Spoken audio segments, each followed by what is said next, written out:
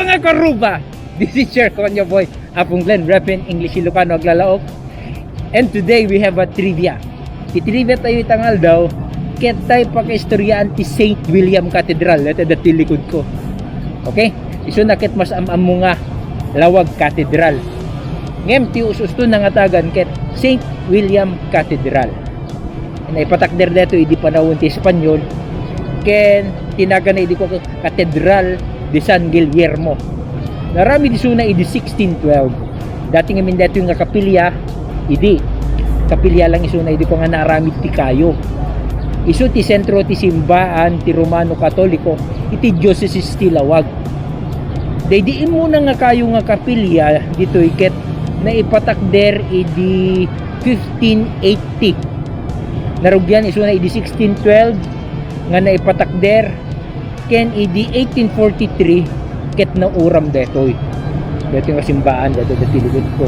Ngem na isublimit laeng nga natarimaan idi 1873 aging gana idi 1880. Ti nangaramid ka detoy nga simbaan ket Obras Publicas. Isu dati construction firm nga nangaramid. Saan nga DJ mapapati nga Baduk Builders JLP nga digita tinang bracket ni Obras Publicas. Babaen ken ni Engineer Antonio de la Camara ken ni Father Santiago Muniz. Idi 1898 nausar dito nga simbaan kadagiti revolusyonaryo nga Ilocano pinagyanan da dito nga simbaan. Idi 1898 1899 met pinagyanan met ti Amerikano nga soldado dito nga simbaan. Pinaginagawan pa dito yung kasimbaan ti Aglipayano ken Katoliko. Dito yung kasimbaan ket nangabang nga ruti Katoliko. Isu nga nagtalinaed nga Katoliko dito yung kasimbaan.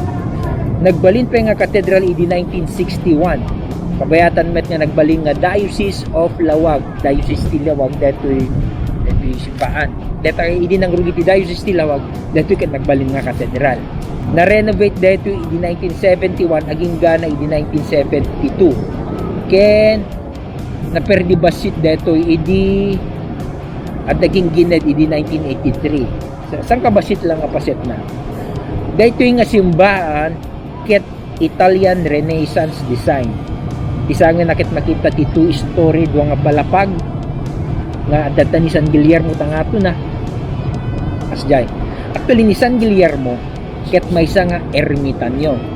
Mo yung ermitanyo isudat day na naikanti single blessedness na pandain the solitude of being alone jay kabambantayan no anything elsewhere so that nagbaling ermitanyo isu nga ti amo isu na ti patron saint kadigiti single ni San Guillermo. Okay. So data ti paghistoryaan ti St. William Cathedral nga datoy nga amuyo to no Pebrero adjis isunto ti pinagpiesta ni Apo San Guillermo ken piesta pa dito Lawag sapay kumata mayt ko amin. Okay? Okay, that's it.